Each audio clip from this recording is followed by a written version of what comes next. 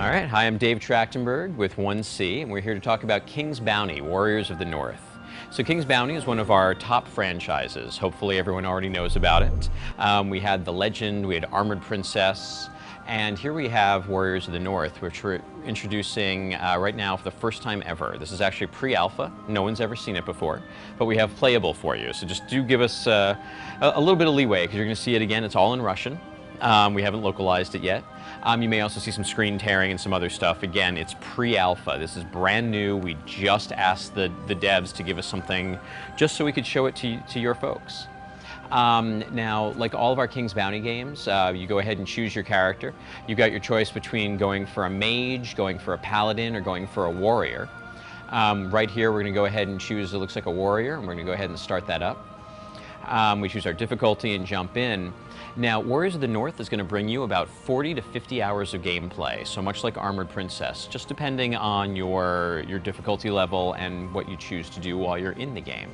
Obviously, it's an RPG. We've got quests for you. You're going to be talking to hundreds of different NPCs during the game. It is, again, made by Qatari Interactive, one of our top developers, and they do have a very detail-oriented style, but it's still a little cartoonish, so it's got a really nice feeling to it. There's always a little bit of a sense of humor in their games, and a lot to do. So right now we're just flying over one of the islands, taking a quick look at it. Anyone who's a fan of the game knows that every time you enter a new area, it always does that to give you a feel before we start. This is actually our home city right here. We're playing Olaf. Olaf is come back to find his lands overrun with the undead, and so through the quests he's going to be clearing our land from all of the monsters. Like in all of our King's Bounty games, when you go inside, you're going to find a king that you can talk to. This happens to be Olaf's dad, but this is where you can go ahead and recruit your troops, maybe buy some weapons and armor to help yourself out, and then, of course, get any quests before going off to battle.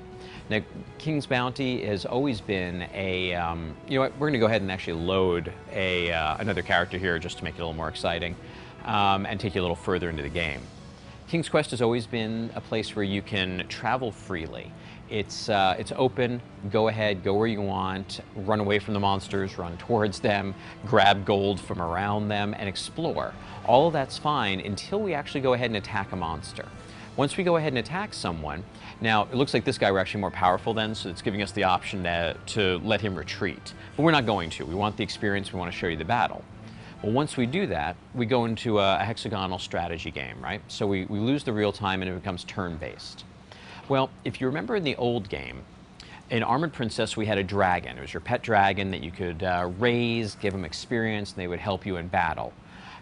We've always had a special something to help you out. There is a box and a book in the first game. Well, now we have Valkyries, since we're a Viking. So right now we're going to bring in one of the Valkyries, and she's going to help us destroy some of these guys.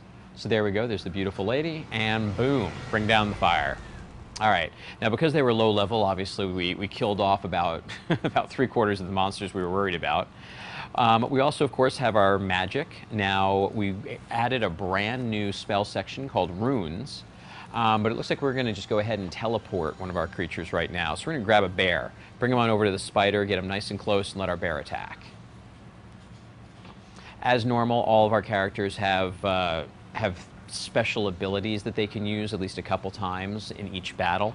Adds a nice tactical element to it and helps us figure out who we want to use against which character. Right here, we're really showcasing all of our Viking, our new characters. There's a slinger throwing a fire sling at someone, or fire rock, pardon me. And of course, our ancient bear is going to take down that spider. We have there's always the leadership points, and you can only get so many of the high-level creatures.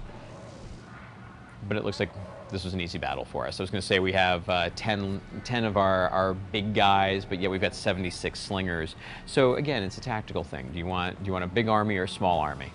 A small army is going to be more powerful. Big army gives you a little bit more of the cannon fodder to get through against dangerous enemies.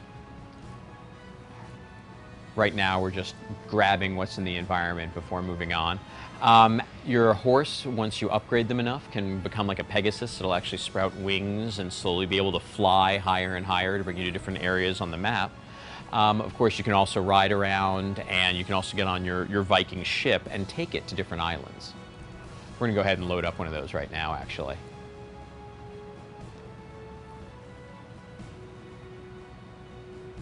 Now, in Warriors of the North right now, we're playing a northern Viking. There are also southern Vikings, and we get into kind of a civil war with them that you'll see happening here.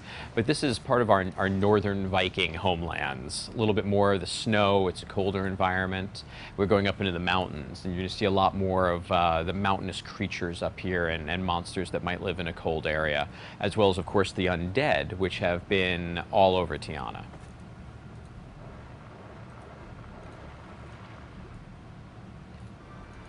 In this village, we can get quests, right? We can get our experience. We can also go up to the castle there. Now, in the castle, once again, you'll notice all the troops you can get. So beyond the weapons, you've got 260, 100, and then you've got 14 of the really powerful guys, but they're going to require more of your leadership points. So again, which do you want? Personally, we've got guys, when they're testing this game, who do 1,000 peasants, because they figure those peasants, even though they're weak, can kill just about anything when you've got enough of them. And we've got guys that do nothing but ogres, and they figure that if they just have a couple of those, they can win any battle. You'll also notice as we're looking at this screen the little smiley faces by each portrait down at the bottom. They're little green circles.